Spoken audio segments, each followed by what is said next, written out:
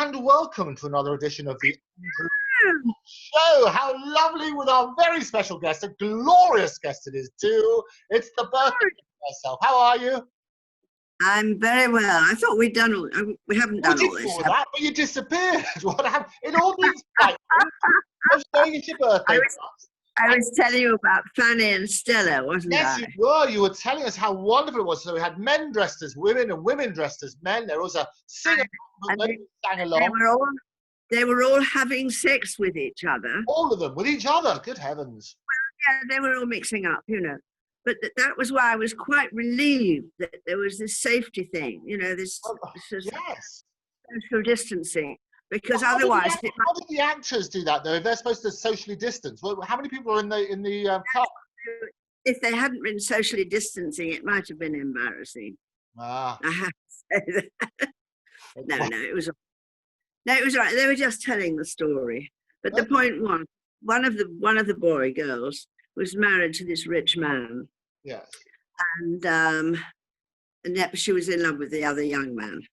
And it was the young man wanted her to be a man, and the rich old man wanted her to be a girl. Ah, and she had to grow start or something. Was that? I think that's where we left it last time. A hair-raising experience. Sorry, that's what I was saying. That is why I'm so glad that they were being socially distancing, because otherwise it might have been extremely embarrassing. And and it was performed above the Stag, which is a pub that does, I never remember the order of these things, HMNTB, whatever it is. You know, when there's they HTB. do Scrabble, do they? Is that what you're saying? They have Scrabble competitions. What is it when they have them homosexuals and coloured people and all that, or you know, HTB. LGBT plus. I can never remember the numbers. Somebody told it to me. You have to say bacon and lettuce or something. I don't know. Bacon and lettuce. That'd be a BLT. That'd be a completely different sort of a show. Anyway, it was that kind of show. It was a jolly funny show. Yes. Okay. No, fantastic. Well, I told you beforehand that I've supplied some fantastic acts for the Royal Vauxhall Tavern, which is just round the corner. So we had Toya, my good friend Toya's performed there a couple of times, and I have to say it was one of the best audiences ever.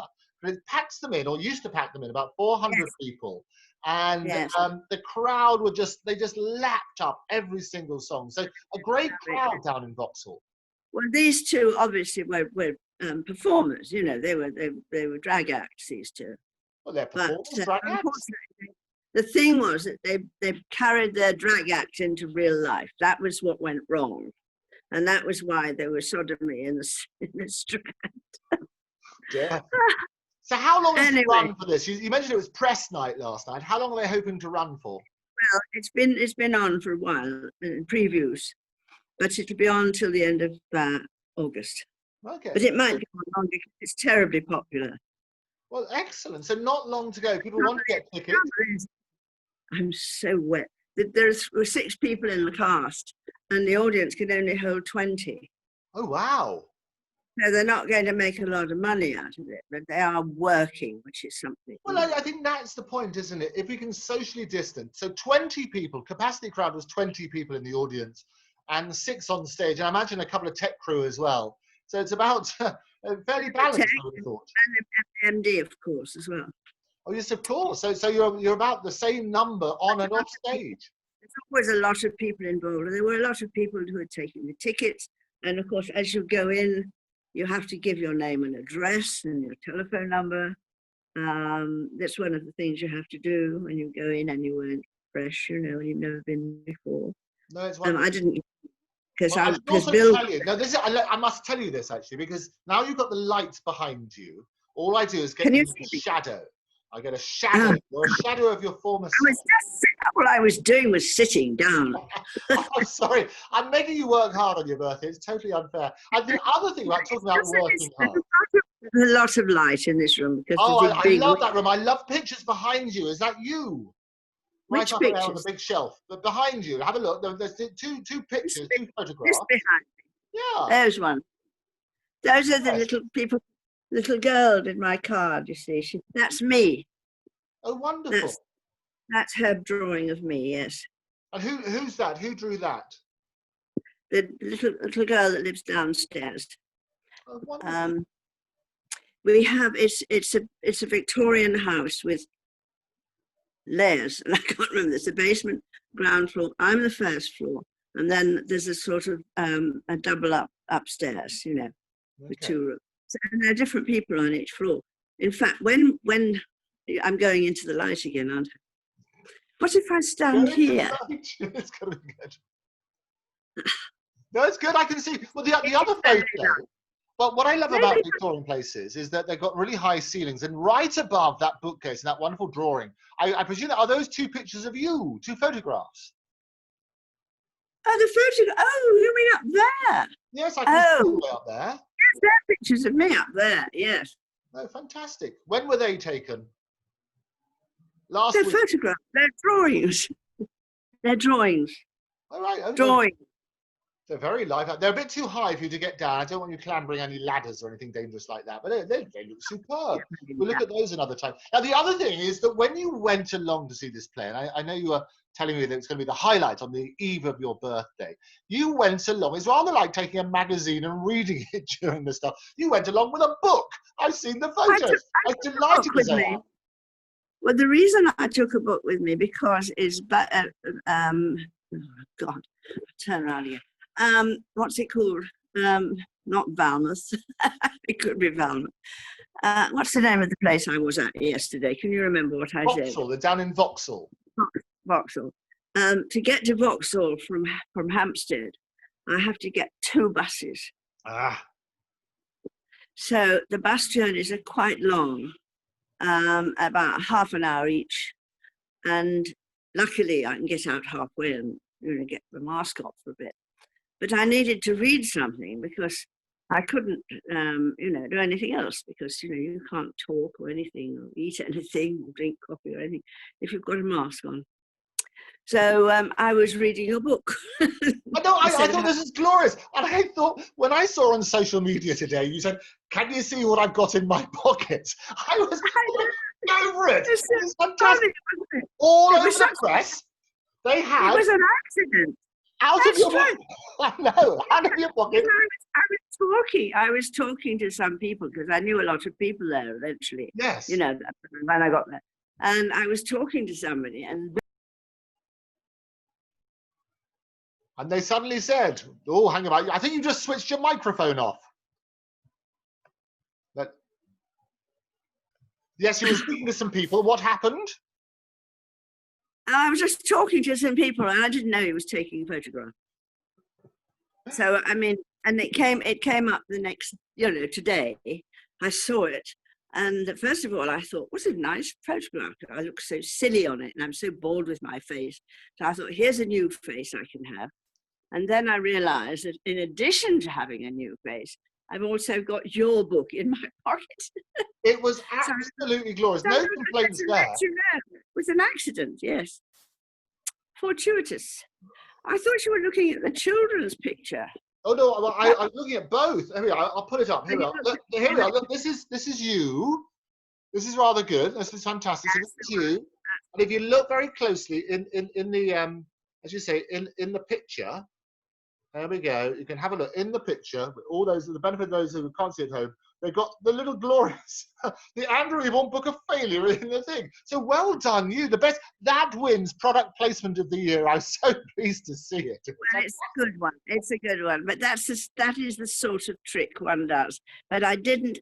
I took the book on purpose for that very reason. But I didn't know that it was going to be photographed. That was the accident. But I did take the book because I know that, the thing about advertising something is you have to do it at least 3 times. You know that. Obviously, you know that. The power I think we've done it more than 3 times. I think it's fantastic. No, but before they even notice it, you need 3 times. So they see it once, they boom. And then they say it again. I've seen that before somewhere. By the 3rd time, they think, oh, yeah, and it's a friend. And from then on, they will take notice of anything you put out about it. But that's me. Well, you were always an expert because you used to have these fantastic shows that you did yourself, and you did everything from producing to advertising. You could bring any crowd at all. So you've known lots of the tips as to how not just to create and produce fantastic shows, but to promote them as well. But And these are gold dust. It's gold dust information. So for them, zillions of people. That's why if you're going to go, zillions of people watching around the world, what advice would you give them? They're all trying to do these Zoom shows. What advice would you give them? Advice? What for drawing in, getting customers? Yeah. Well, I mean, that was when we were doing shows and when paper was involved, you know, not just computers. We used to do leaflets, posters, and press advertising. You know, first of all, that's it. And so until you've got that done, you don't want to even start.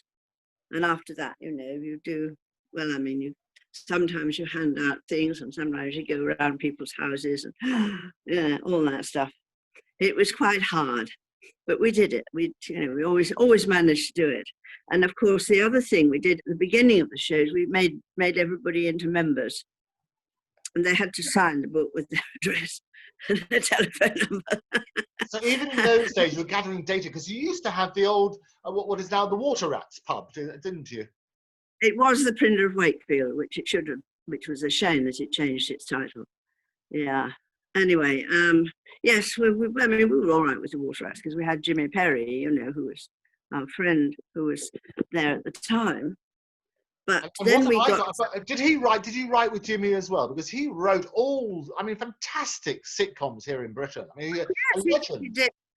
Yes, he did. Hello, and one about the. What's the one about? Dad's Army as well. Yes. Oh yes.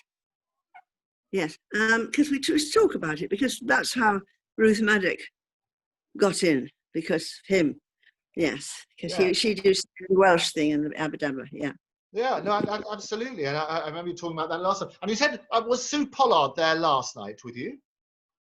She turned up to the second house, yes. I was at the first house because it's a long way. And, you know, I didn't want to be home late because I'd never been out after dark for ages. So, actually, I was home at 9:15 as it happened. So we just had a drink afterwards and met with Sue and some other people, you know. Well, we should get her on the show. I tell you what would be fun, actually. We should have a little part because you can do, you know, we do this with lots of different people on the screen at once, which is always I think yes, I mean, she'd be good because, I mean, she just loves talking, you know. Well, she's great, a great fan. As I said, last time I saw her, I was at the Panto Awards. Obviously not this year, but the previous year. And I said, all the great and the good, because pantomime, which we're not going to get back this year, it does get fantastic names. Another one is Biggins, of course. Oh, Christopher Biggins. Is he a chum of yours as well? Aba Daba, yes, he did play the game and things, and it was interesting. Biggins played the game? Never. This is a funny show. We went to do a show in the East End, because, you know, we did shows all over the place. I know you did. We went to a show in the East End. And we did our usual show, which was, I think, probably 2 hours, maybe, you know, 2.5 hours. And the guy wouldn't give me the money because we always paid the actors beforehand, you see. And he wouldn't give me the money because he said we hadn't gone on long enough and he demanded another hour. So I went back and I said, we're going to do another hour, otherwise you don't get paid. So De Villiers David went on and did a lot of sing-along stuff, which they loved. And Biggins went on in his underpants and sang, I'm Shy Mary Ellen. It's something I've never forgotten about Biggins. And he just made it last a long time. And so we got the money. And then, of course, we got the money in pound notes. You know, we weren't used to doing the long shows in the East End that they did. We didn't know that they did shows all night, you know, and paid in pound notes. And I had them in my pocket, and we had to go to a club afterwards. And I was dancing, and I had a skirt on with big deep pockets full of pound notes because the actors all left, you see, because I had to hang behind to get the money, and they'd all gone. So I had the money. I just had it in my pocket. I remember trying to dance this and swinging about in my pocket. And I thought, if only people do what I all these thousands of, no, hundreds, I'm afraid, in those days of pounds in my coat dress pocket. Oh, it's glorious. And do you have photos from those sort of days as well? Do you have photos of Sue and Biggins? And yeah, I think so. we should dig them out. So on a future show, you should dig them out and you can talk us through. And we'll try and get them both on as well. And we can relive some of those memories.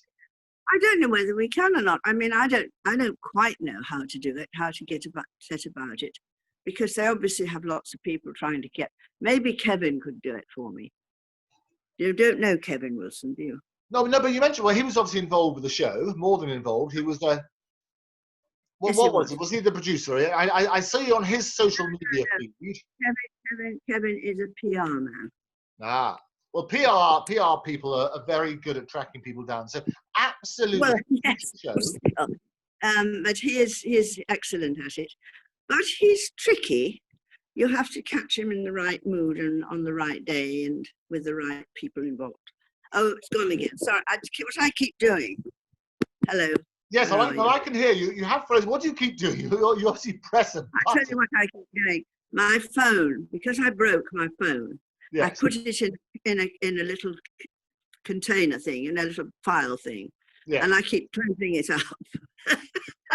It's stopping being broken, but obviously it's stopping you being filmed or whatever. So you press the appropriate button, but it's okay, it works. So we should get Kevin on the case. I think Kevin on the case. He'll watch this and he'll sort out. No, he won't watch it, I don't think. But we can have a word with him, and we get Sue Pollard on. She'll come along, and because she's wonderful and she's great, and Biggins is great as well. So we get them all on and relive those early days. So how long were they part of your company? How long were they part of the? No, I mean there were thousands of actors. I mean, right. Literally thousands. You know, I'm sitting down again now, so you won't be able to see me very well. Well, you're frozen. You put yourself on still, so whatever you've done, you're very, very still at the moment. Oh yeah, I'm on very, very still. Yes. Exactly. I'm watching a photo, but it's all good stuff. But you say you engaged thousands of actors. I mean, that's the great thing about reviews, isn't it? Is that rather similar to pantomime at that time of year? You get lots of different people involved, which is quite glorious. Oh, now your volume's gone as well. I think you've muted yourself. Fantastic. Well, we're live all the way here with the birthday girl, beautifully lit behind. I have to move again. Otherwise, you have to work really hard today. So you're saying last time we were here, you were telling me that Kevin, you're going to get on the phone to Kevin. We're going to sort out all these glorious people who will come and relive those memories of working. No. That's not it. No, I wouldn't do that. I wouldn't do that. But let's not talk about it. Okay, let's see what happens. It could be a nice little surprise. So tell me what you're going to do for the rest of the day. What's going to happen? How are you going to celebrate? How I'm going to celebrate is, what time is it now? 4:15? It is, yes. Something like that. Yeah. The rest of the day, I'm going to just mess about. Okay. And I'm supposed to be getting something from somebody at some point. I don't know what it is or when it is or why it's what it's something from somebody at some point sounds intriguing. It sounds great. It is very intriguing. Yes, I just had a message saying there is a surprise coming for you. Ah. What is your flat number? We don't really have, but I mean, you press B and my television comes up, so you know. Right. So I said B to do. Yes, what was I going to say? I was going to say something. Well, you're explaining what you're going to do for the rest of the day. So you're expecting there's something from somebody. I'm going to just mess about and do a bit of cleaning. Okay. Ready and wait for my weekend. And then I shall have some salmon. Ah.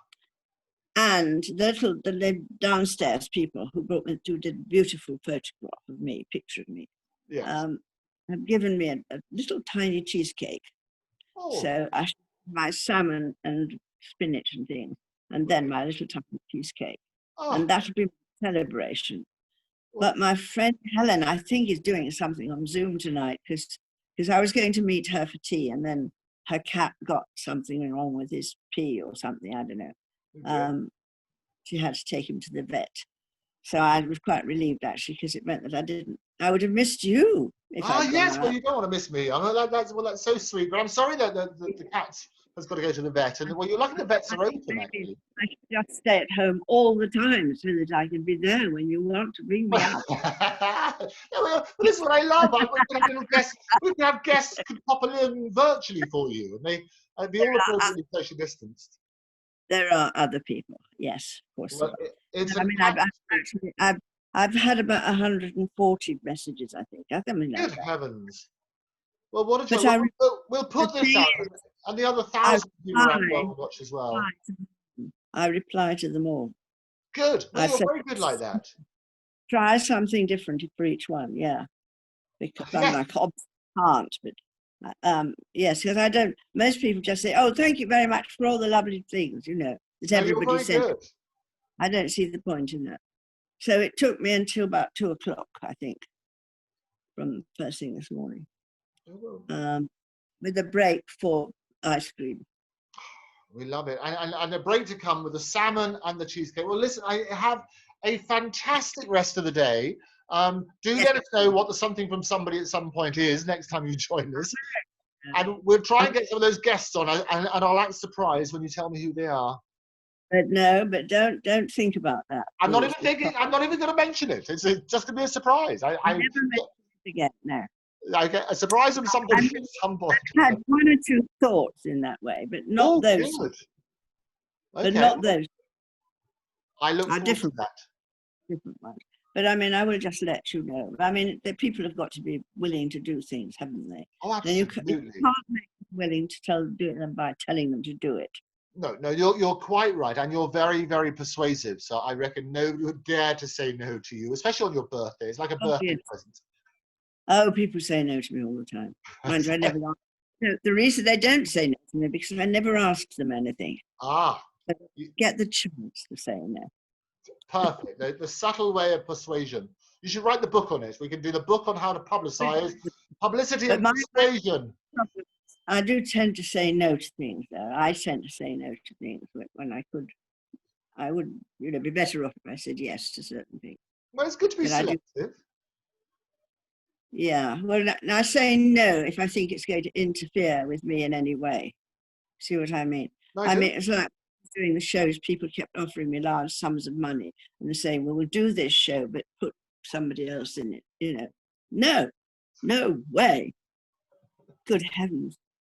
Put a big comic in it, Tommy thing, No, because the show is the show and that's the way it is. I don't want to put anybody posh in it. Did you turn down Tommy Steele? Is that what you're saying? No, Tommy Steele, I would turn him down anyway. No, but you know what people are like. And I mean, I won't tell you the person they kept on telling me to take it out. And he was quite willing to come and do it, but I didn't want him to do it, I would have, if he'd come and do it, he would have had something different. I would have given him something different to do. So it's not just about the big names, it's about the integrity of the show. That's what you're telling me. Absolutely. Well, fantastic. Quality shows, that's what they say. But, and people have, tried to buy the show, they tried to buy the company and all sorts of things. People have been awful to me. Of course not.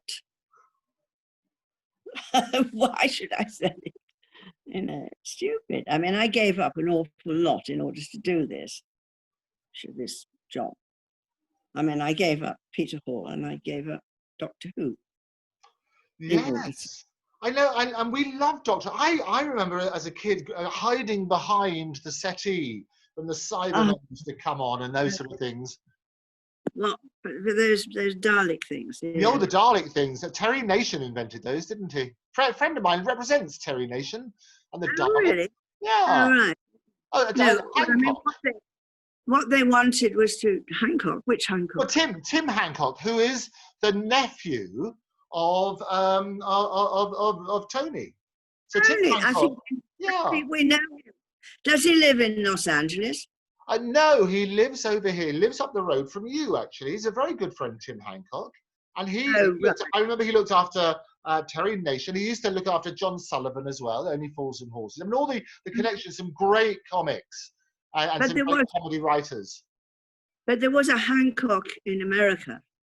I think, yes, the Hancock dynasty. I think they get called a dynasty after a while, because obviously they had Tony Hancock. I loved and adored Tony Hancock. I mean, I would do anything for him. And if he wanted to come and be in a show, wow, yes, because he can do it. He could do anything, that man. You know, this persona he had, it was not him. I mean, it was not just that. He could do anything. But I mean, I find that most brilliant comics are very good actors. A lot of people prefer having comics to actors themselves, don't they? Because they get the timing right and they get various other things. So I know a lot of people will cast comics as opposed to actors now. Well, yes. Sometimes it's a big mistake, of course. But no, I think that, yes, comedians, I mean, there are a lot of young comedians that I'm very interested in at the moment, who I think, you know, would be useful. There was a thing on Facebook today from that show that Barry's in, Barry Cryer. I think I'll read that again. One of those things, saying that they need new people because the people who are in it at the moment don't understand it because they don't have the right sense of humor, which is the case with most people, I find. You know, the number of people who don't know I'm joking is ridiculous.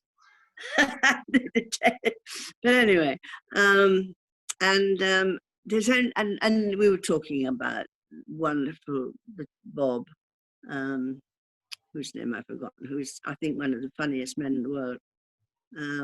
Bob Hope? No. It's Vic and Bob. Bob Mortimer. Bob Mortimer. It's wonderfully clever. Fantastic, very funny. And Bill Bailey. Bob Mortimer, yes, very talented bunch. They could all be in that program easily. And Sandy absolutely, we love Sandy. Yes, and then there's a young man called John Wilkinson, who is very cool, and he just sort of sits there in these shows, you know, these panel shows, and doesn't say very much. But everything he says gets a big laugh. Oh, that's good. You see what I mean? Because he thinks, and then he just says something, and everybody laughs. It's just the way he speaks, really, the way he does. So he would be perfect because he's got the mind.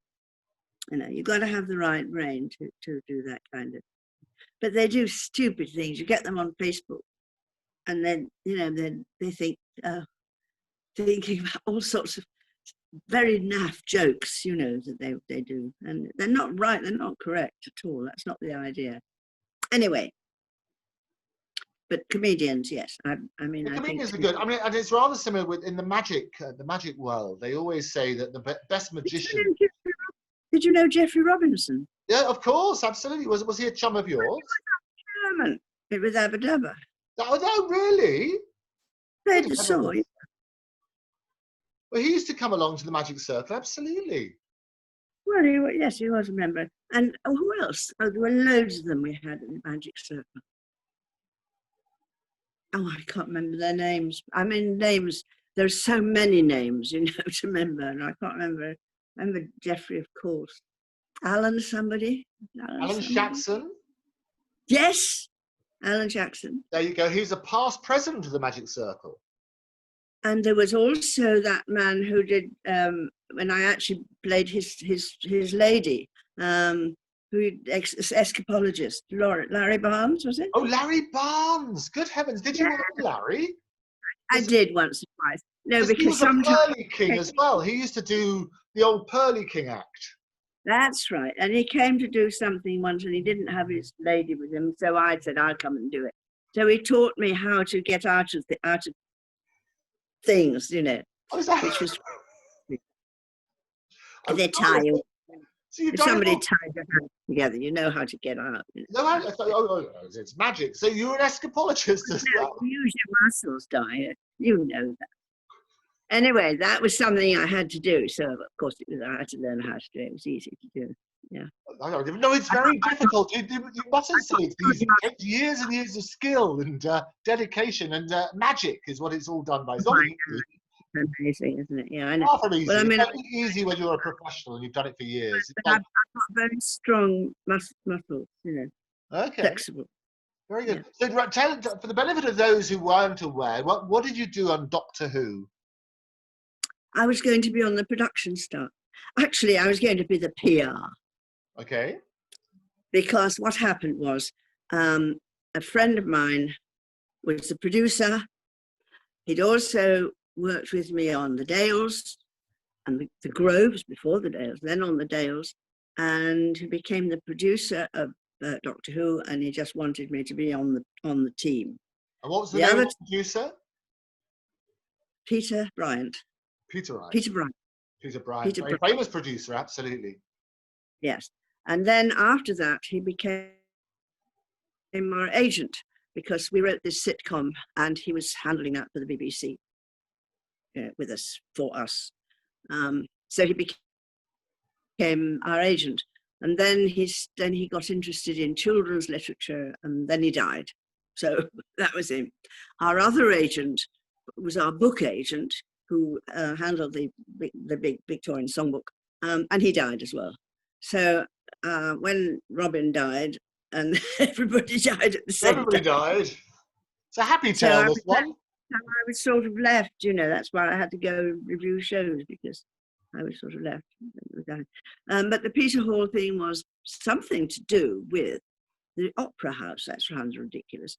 But living upstairs from here, and the flat upstairs, was the chorus master of Covent Garden, and his wife, who was one of the singers, obviously. And he was working with Peter Hall on musicalizing some Shakespeare or something like that. And for some reason, I got a message from Peter Hall, which must have come from him. But I mean, they knew that the Dales was finishing. Everybody in the world knew that was happening. So they knew that, the people would be sort of wanting jobs, I suppose. And so I was asked to go and present myself there. And they said, we would like you to come join the company. I said, well, what as? And they said, well, public relations. And I thought that this can't be a very good job, because everybody's offering me the job of PR. Actually, it's rather a good job, isn't it? It's a great job. Anyway, I said no to that as well, because I wanted to do what I wanted to do, and with no money. So I gave up all that money and started this company with 3 other people, all Australian, oddly enough. And we started Aba Daba. So you turned down Doctor Who, you turned down the Royal Opera House to start the company. Oh, that's fantastic. Do you ever regret it? Do you ever wonder, I wish I'd done that? It was the Royal Shakespeare Company. Oh, Royal Shakespeare Company. What? I said, do you ever regret it? Do you ever wish that you had done Doctor Who and been a bit longer? No, I don't regret it, but I often wonder what would have happened if I had done it. Right. Which is a different thing. Who was the doctor at that stage? Who was the doctor in those days? It was... Sylvester McCoy, probably John Pertwee might have been in... No, it was before John Pertwee. Before John Pertwee. It was before John Pertwee. It was... Oh, he's a lovely, sweet man. And his son's in Sylvester McCoy was lovely and sweet. No. You're going forward. You've got to go back. You're going forward. I mean, it was before Tom did it. I mean, Tom was my friend. Tom Baker was great. He was my friend, yes, but he wasn't in it yet.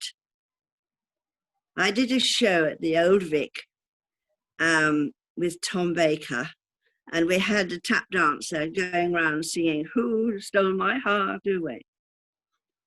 What's happened? Where have you gone? I'm not. No, nobody's gone. I'm here. You can see me. Did you freeze? You're looking down. You're reading something. You're looking at the time, probably. You're thinking, my God, never stops talking. This never stops talking. But yes, that was nice. I can't. What's his name? He's got a wonderful man. Outen, no. Oh, what was his stupid name? He was a lovely, lovely man. And I did go and watch the show several times I took my son, and my son became a Dalek for a morning. Got in the little tricycle. William Hartnell? No, after William Hartnell. Paul McGann? No, Peter that Capaldi. Peter Capaldi was a great doctor. No, that's afterwards. Those are all afterwards. It was after William Hartnell. John Hurt. No. John Hurt. Was he Doctor Who? Well, I'm just looking. The reason I was looking down, I was looking at the list. I was going down. I was pretending terribly knowledgeable. I just can't remember his name. There was William Hartnell, and then somebody else. I think he was about the third Doctor. And let's have a look. Who have we got? So we've had John Hurt was number 13. Sylvester McCoy, I mentioned. Colin Baker. They had 2 Bakers. Christopher Eccleston. No. Peter Davidson. You're still 2 Bahara ahead. William Hartnell. After William. Peter Capaldi. Pete McCann. No, sorry, Paul McCann. Paul. No, none of them can. John Pertwee. No. It was before. David Tennant. That was our favourite. David Tennant. We love David Tennant in the role. It was just before John Pertwee, after William Hartnell, and before John Pertwee. Tom Baker. Patrick Troughton. Yes. There you go. Number 1, Patrick Troughton. There you go. And then look, there's a picture of him. I can't see that, but anyway, I know what he looks like. Well, of course you do. He was playing something. Good heavens. He was playing Doctor Who when I was sort of, at the end of the day, and I was spending a lot of time at call it broadcasting house, the television centre, and learning about Doctor Who. And then I decided not to do it. Well, it's a shame, look, but he tops the list. The great thing is this was a list of Doctor Who's. When I just Googled it, and they say there's a very simple reason that Patrick tops the list. He's the one who set the template the Doctors to beat. Every actor who followed him, from Peter to Colin to David to Matt, has cited him as the best. Isn't that extraordinary? So he was the one. No, not extraordinary at all. Not to you, because you thought he was the best. Oh, isn't that superb? He was very, very good. Mind you, I adored Tom as well. Oh, Tom Baker, he's a lovely man as well. He's a lovely man. Colin Baker actually came and did a show for us. Colin Baker, so you've had a few doctors on the show. Because Colin Baker, no, Doctor Who did a show at not at the Pindar. He didn't do the Pindar. He did the show at the Old Vic. Okay. But, no, Colin Baker came and did a show at Trafalgar Tavern with his wife, and they both died. What did they? I don't know what happened. I don't know. I remember them both dying. We shouldn't say that, should I? It's all right. Nobody listened. It all happens. It happens to the best of them, and I think that very important. It's okay to fail. That's what we say. We should encourage failure. We should celebrate the failures. I think he died first, and then she did. And her name she was lovely, and I've forgotten her name as well. She was much more. You're both good PR people. That's why. You see, if you'd been their PR person, nobody would have forgotten their name. Just as you said earlier on in the show, you have to say it 3 times, and then it would all tie in. It's the power of 3. 3 is a magic number. I'm lying right back now. Can you see? You're very relaxed, aren't you? Look at you. I'll tell you what, those are very imperial colours, aren't they? You've got the purple and the yellow there. That really suits you. That looks very comfortable. Where's the purple and the yellow? Oh, those are my things for doing my arms. Oh, well, they're very good, the purple and yellow. That's where they are. What are they for doing your arms? Well, bands for stretching things. That's right, because you've been doing these little daily exercises as well, which are great fun. I've always had those. I like them. And you can play with them and do all sorts of things to strengthen bits. What number is that? What does the number mean on it? Well, this is a very light one. No, that's just the number of the firm that makes them, I think. I don't know what's on. Oh, here's a blue one. Okay. I've never looked at them. Yes, it's just the name. 66 fit, it says. Oh, there you go. 66 fit. Fit at 66. You make me live at 72. It's 66. I've never done Route 66. Have you? Oh, I have. Oh, better than that. And my sister, when she got married in Las Vegas, and her husband basically said he was into his Harley Davidsons, and he wanted to go just before they got married in Vegas on Route 66. And they got married in the Harley Davidson Cafe, which they have in Las Vegas. So, have you been to Vegas? Yes, but I've never been to Harley Davidson. Well, they had the Harley Davidson Cafe. So they went on Route 66, which sounds wonderfully romantic until you realise that you go on it for a few days and you get a sore bum. But it's not the nicest, as beautiful as it is. Do that. I know. That sounds insane. You're trundling along on an old Harley for miles and miles and miles. It's a little bit sore at the end of it all. But you've done a whole thing about Harley Davidson, haven't you? Oh, I have, yes. Well, it's only in the Failure Awards, is that, and it shows that when people branch out a little bit, it's an extension too far. And I think when they slap your name on everything, this was like a Harley Davidson cologne. And you don't really associate it. Yes, weren't there? Yes, everybody. Yes, marketing. Yes. See, when it worked with Donald Trump, it worked. How does that happen? Oh, no, because people, if you're working on that sort of basis, he appeals to at least 50% of the people who voted. That's how it works. My son said he appeals to people because they think he's stupider than they are. Oh, well, there's something endearing about being able to relate. And about the man who can't say things right. Yeah. No, and they say, people like fallibility. I can cleverer than you, but you get a sort of fellowship with them. Terrifying, isn't it? It is. Well, it's an extraordinary way, but you will know that just as the power of three, it's like acrobats. You have to fail many times and then get your whole audience behind you. And the third time, the power of three, that's when you see and they go crazy. Right, I know, but I mean, I mean, there was a little man that I knew who was a horrible little man, actually, but very, very talented.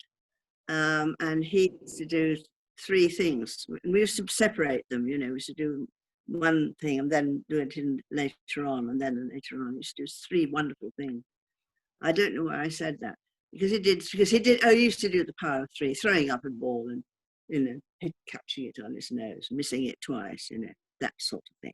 Yes. Oh, no, it's perfect. But I think three is a lucky number. This is what you have to do. The power, I always believe in the power of numbers, but it's psychological, isn't it? When you make a speech, you have to build accordingly. Lies, damned lies, and statistics. The power of three. That's what you do. There are many kinds of lies, members of the jury. This is what I want to find, because I don't know. I mean, I don't know who's going to be the next. Keir Starmer is my MP. Okay. Have you met him? No. I should have done, really. But you're a very powerful, influential person, and he hasn't met you. I can guarantee that meeting will happen. As soon as he watches this program, he's a regular viewer. He's going to be knocking that little surprise. You don't know when and where and how. That'll be good. What I think we need a thing for him. We need I can't remember what it's called. A saying. Yeah. A slogan. A slogan. You need a catchy slogan. A slogan. So why can't we find him a slogan? What sort of slogan would you have? I don't know, really. Be quick and clear. Darling Jeremy, who I have met, and I'm quite fond of.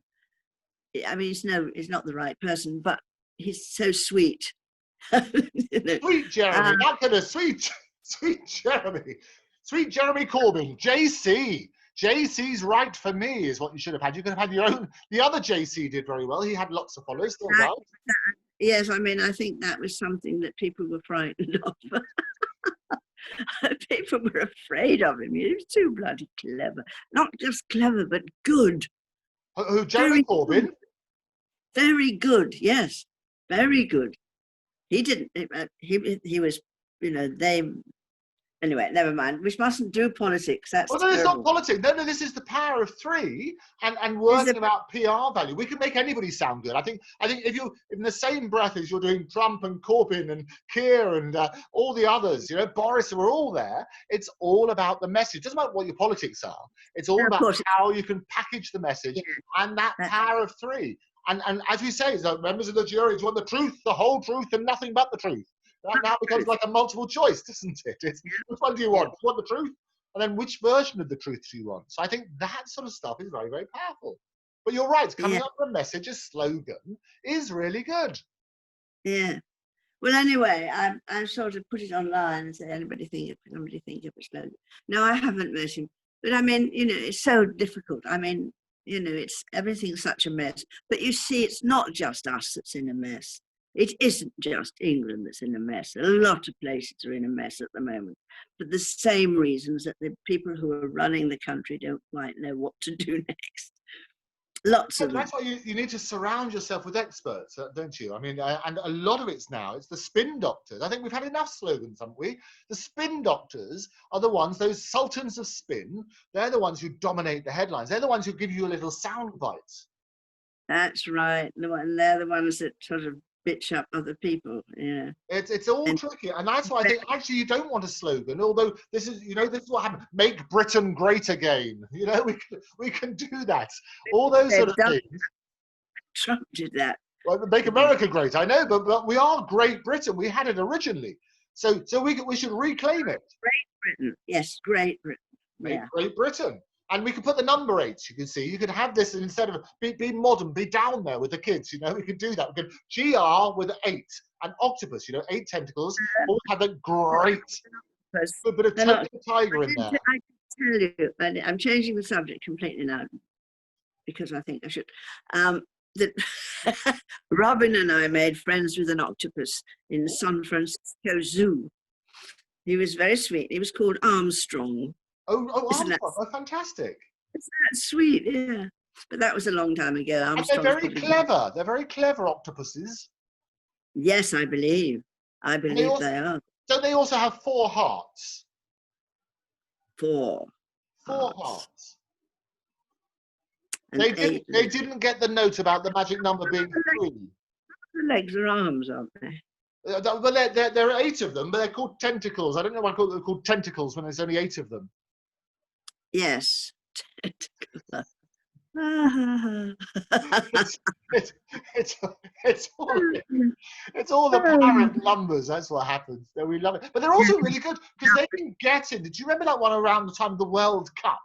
I think it was Paul the Octopus, and he could predict who was going to win the particular round of the World Cup, and they would give him 2 little pots, and whichever one he climbed into, that was the one who was going to be the winner. And he got it. He was like the psychic octopus. Do you remember that one?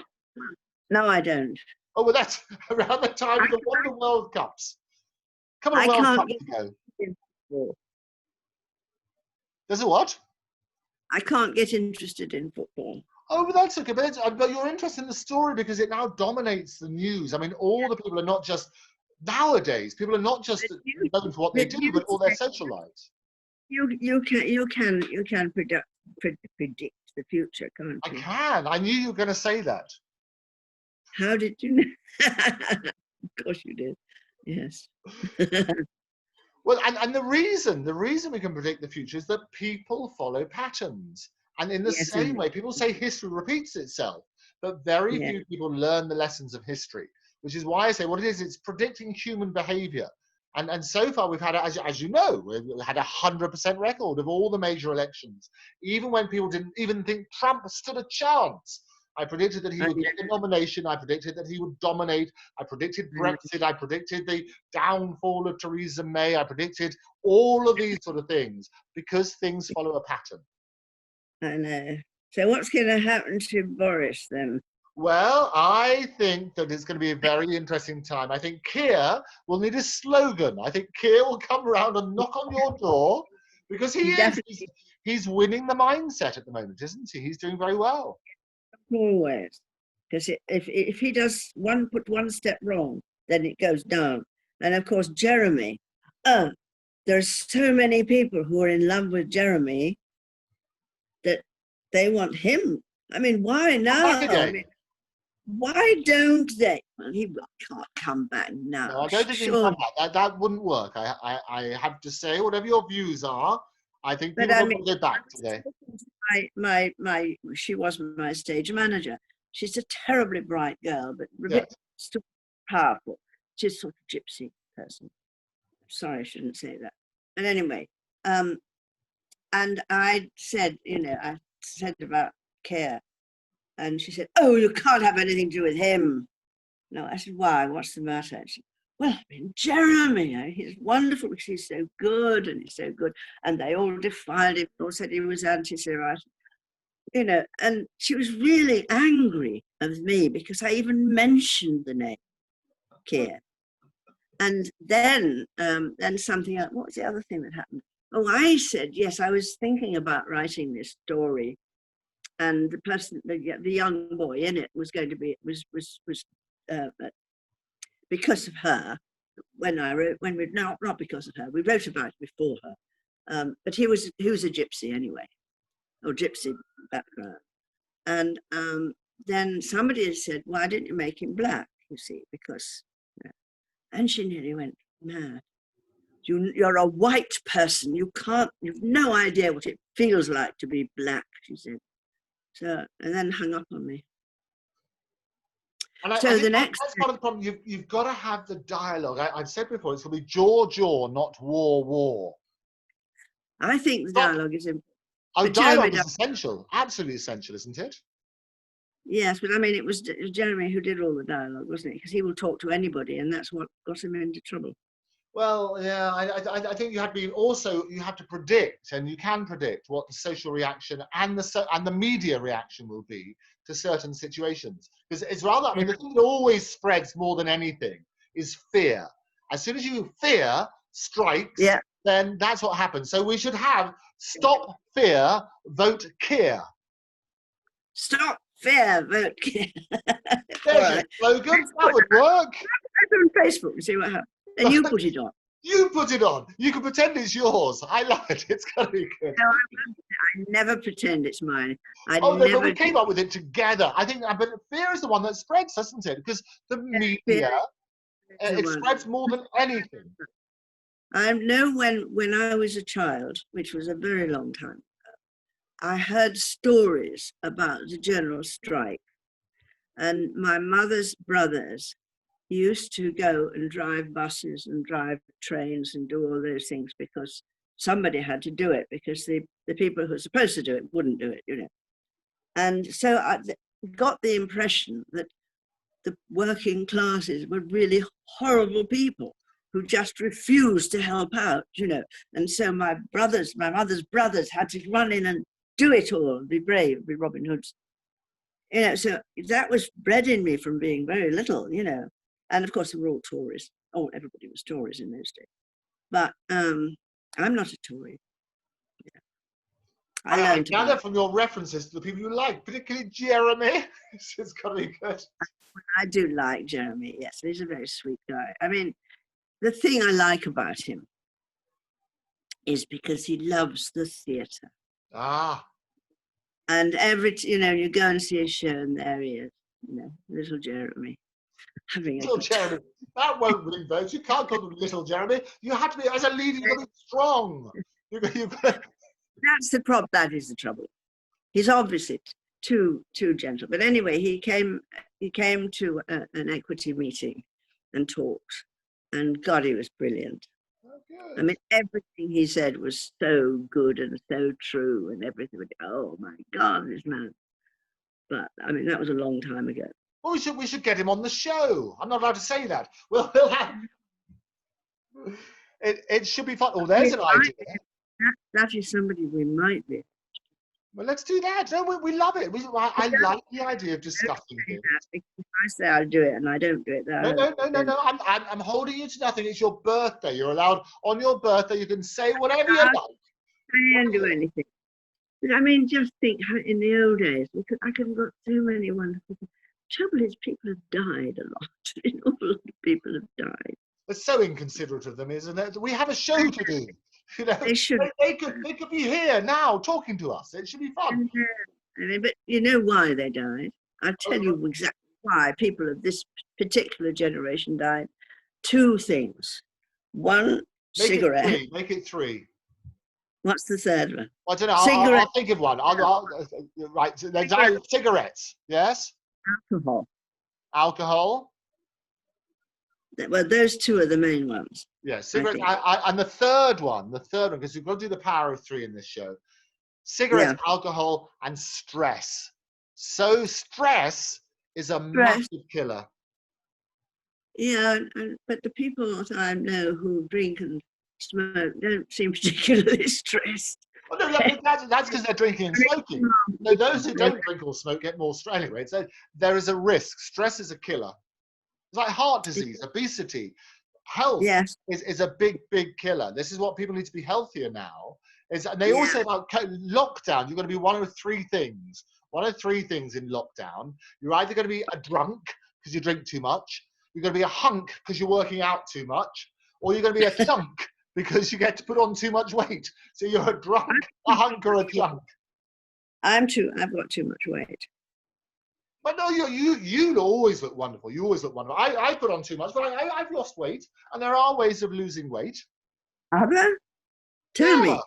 Well, no, but I think if you understand how your body works, and in the same way as you put fuel in, and then you burn that fuel off, as long as you burn off more than you put in, you'll lose weight in simple terms. So I walk everywhere. I am half the man I used to be, but I still eat and drink and be merry a lot. Half the man you used to be. I eat very, very, very carefully. I do dance class 4 times a week. And when I'm not doing the classes, I walk 6,000 kilometers. 6,000 kilometers? Isn't that what they are? Well, no, not 6,000. Sorry, 6,000 steps. You'll be halfway through Russia. 6,000 steps is when we did the vote for the people's vote, I did 5. Good heavens. I did something else. It was when I'd come back from America and I was very unhappy and I didn't want to be with people. I mean, people I knew. And I did it on my own. And I did 5 years. There you go. Well, walking is very good for you. I mean, we spoke about walking is running. I think running is quite bad for you. Well, running, they say, is bad for your knees, don't they? I mean, I don't want to be... get whatever medical advice you need to get before you start any exercise. But walking is generally very good for you, as is swimming. Swimming's very good for you. Yes, I don't swim, unfortunately. Never swam? Because when I was a child, I had asthma. Right. And I was frightened of holding my breath. So I would be frightened if I went in the water and somebody, as they used to do, this push you in, didn't they? So I stopped going to swimming. I like the water. They have those very brutal ways of starting off with anything. It's like riding a bike or something. Just don't swim, yeah. Okay. Yeah, I know. It's silly, isn't it? Well, no. And even now, I mean, I went to aquarobics. Okay. And I even did it still. You know, as soon as there was any thought that I might put my head under the water, I was frightened. 2 things I'm frightened of. One is putting my head underwater, and the other is lightning. Lightning? Oh dear. There's especially a few storms coming along in the next few days. I thought it was coming yesterday, but it didn't turn up, did it? No, it's your birthday. I nearly didn't go to Velma for yesterday because of I thought it might thunder, and I thought I'd be waiting. Well, I'm glad it didn't, and I'm glad it's not thundering today. So it's 5 o'clock. Yes, it's still very early. It might thunder later, but listen, you should go and have your salmon. You should prepare your salmon. Get it from the Thames, nice and fresh. Supper, for heaven's sake. Everyone, but the cheesecake has it been delivered? The salmon and the cheesecake, have they both been delivered? It's in the fridge thing. Wonderful, wonderful. Okay. Will you put a little candle in and blow it out accordingly? No. Are you not sentimental like that? I will always have candles on my birthday. I think that's always glorious. Actually, I've been accused of being sentimental over animals. Ah, okay. You know, there's things on Facebook called, what are they called? Dodo. Oh, yeah. And they're all about people finding poor, sad, crippled up little animals and making them better. Well, that's good. And that makes me cry, yes, because when they get better, I think, oh, you know. No, but that's great. My mother loved animals. I mean, she used to, we used to have 18 horses and I know. Lots of cats and dogs, and I had a donkey. Oh, did you? Yeah, I had 2 donkeys. I had a grey donkey, the traditional one, and I also had an untraditional chocolate donkey. Oh, chocolate donkey. Which were like with long manes. The chocolate one was called Jet, and I used to do donkey rides on the beach. I used to earn a bit of pocket money taking people up and down. Oh, really? Because my friend, the one that I was telling you about, the one who loves Jeremy and hates Keir Starmer. Yes. She's a gypsy, you see. Her mother was a gypsy. And she used to take children on donkey rides. And she hates donkeys with a bitter hatred. Because she had to clean them out and everything, you know, look out. That was when she was a child, of course. This was what she had to do when she was a little girl. But now she can't stop going to getting, you know, degrees and things now. She never stops. Can't help herself. She's got to get another one. No, she's now learning to be a casting director. Oh, that's useful. As long as she got some things to cast. Is she going to be in movies or TV or?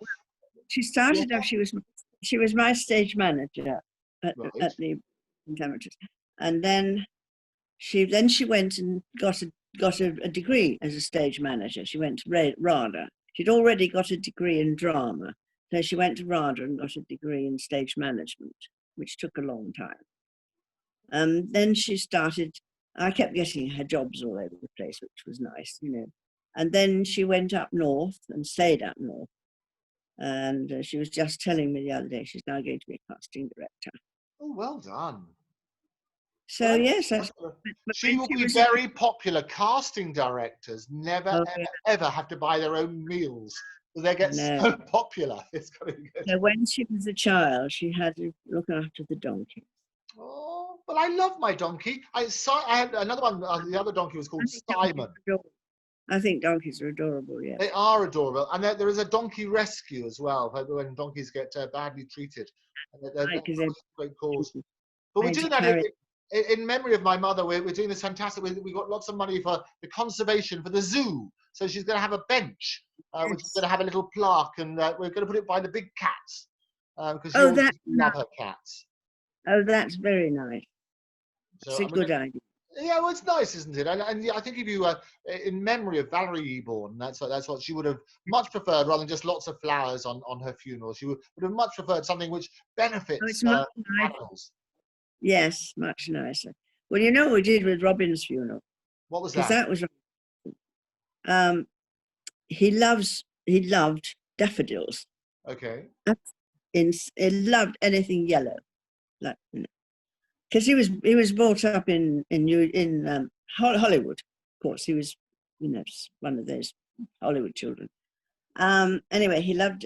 So we said, a lot of people who haven't got much money, don't send flowers, because we just did the flowers copy. And we got everybody to bring daffodils. And Stuart Permit was at the door, and he would take the daffodils from them, give them one daffodil to put on the coffin, you know, as they went out. And so that's what happened. He took all the daffodils. And as they went out, the Potato Head Blues, they put the daffodils on the coffin, you know, all the people going out. And when they got to the end, they opened the door and the floor was covered in daffodils. They were all spread out. It was lovely. It's my idea, of course.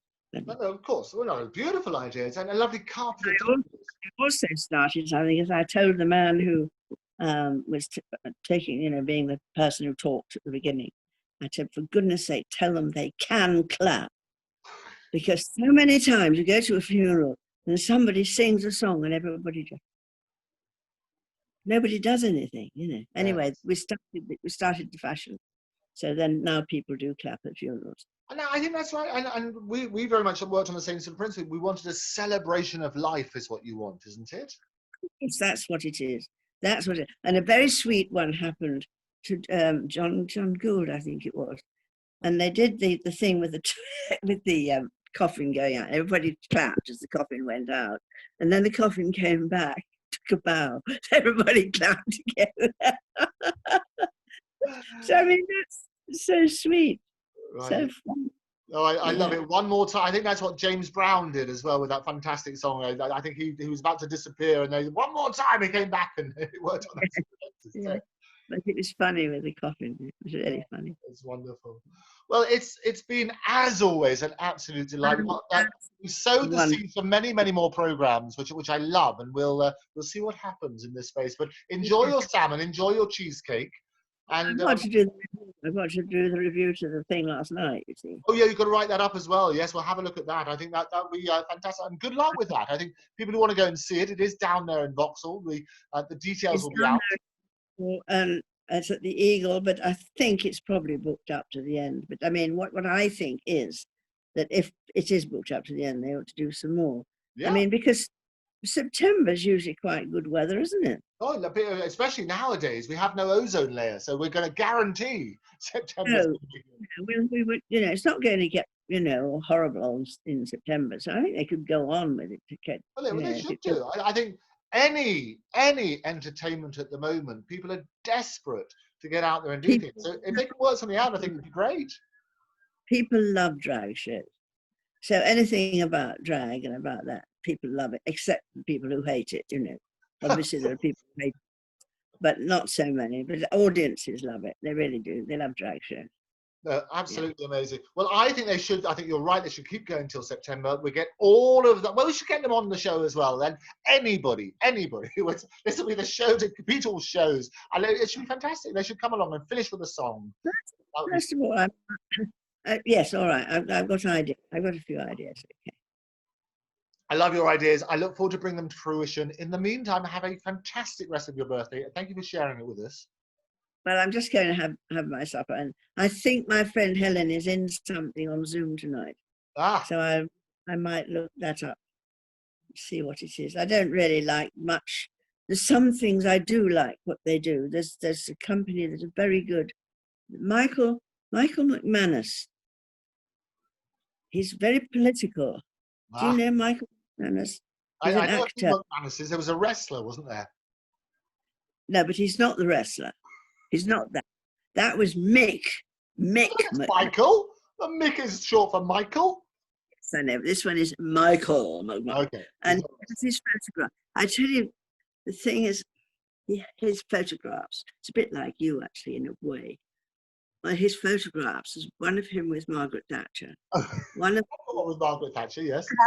One of them with, who was David Cameron, and one of them with Boris. And those are the ones on his Facebook. Oh, is that that's funny? So you're right. I have the pictures. I have Margaret Thatcher. I have Bill Clinton. We have all sorts of Ronald Reagan. Fantastic. Keir comes round for dinner. It's all very good. It's the power of three. That's what you've got to do. Keir is, yeah. But I mean, but these were all the Tory ones. You see, that was what was so funny. And so when my friend told me, you mustn't have anything to do with that man, he's awful, and I couldn't think what it was so awful about him. And then I saw this, I thought, oh, he's a Tory, that's why. But anyway, the point is, of course, that the play he wrote recently that I saw, and it was very good. I saw it on stage, and then I saw it on the thing. It was about a man who refused to have anything to do with any party. He was an independent. And being an independent, he managed to make everybody love him and vote him. Except for a bit near the end when he suddenly got too big for his boots. But then he learned not to. He learned not to be, take advantage of his power, because he was getting a lot of and he did become Prime Minister. There you go. But I won't tell you that in case you see. Animal Farmish, isn't it? Sounds very Animal Farm, where everybody loves them at the beginning and then it all changes. But never let the truth stand in the way of a good Tory. That's what we should. A good story.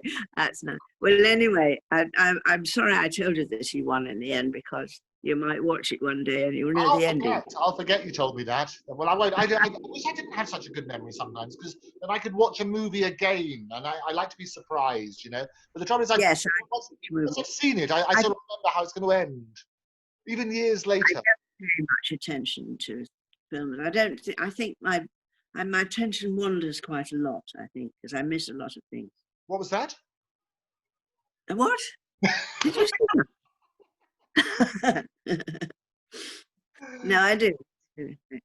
Anyway, look. Okay, lovely to see you. I look forward to coming back and hearing more about these and other productions. We must find a way of getting into it straight away and staying into it. Oh, yes, I think. I tell you what I do. You see, my problem is I'm so impatient. This is why my horrible little computer. It's only a little computer, and I don't like it very much. But I am too impatient with it. I don't wait for things to happen. If it doesn't happen straight away, I go on to something else. I agree. That's the nature of the beast at the moment. Everybody wants it now. It's instant gratification. It's instant text. Yeah.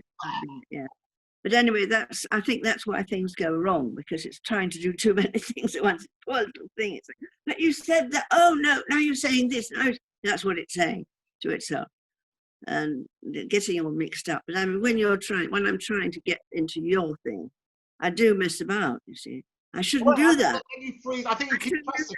Let you do that. So press the thing and then wait until it happens. Yes, then I think that's probably right. I think it's very rude.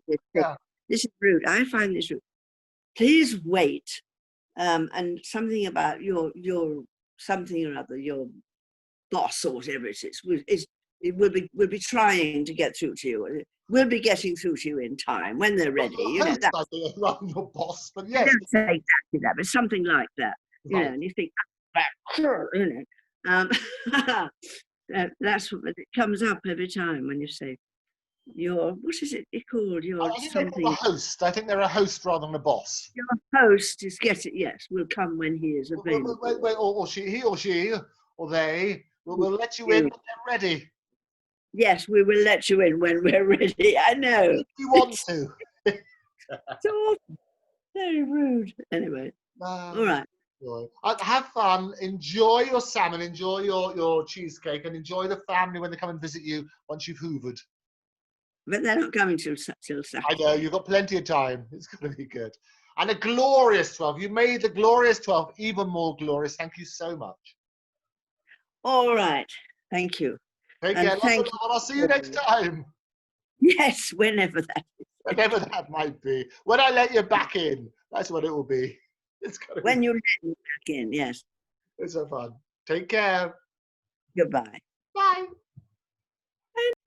So, wonderful birthday celebrations with Aline Waites, and what a thrill. We've got all sorts of reviews of things which are happening even in social distance time. Stories of Doctor Who, stories of politics and the power of three, and a little titillating tidbits about guests to come here on the Andrew Eborn Show. If you would like to be a guest and come and join this stellar cast, write to me at guests@octopustv.com. Don't forget to follow us at Octopus TV, at Andrew Eborn, on all the usual platforms and some unusual ones as well. But for me, I've been Andrew Eborn. You've been fantastic. Lovely to see you. I'll see you next time. Bye-bye.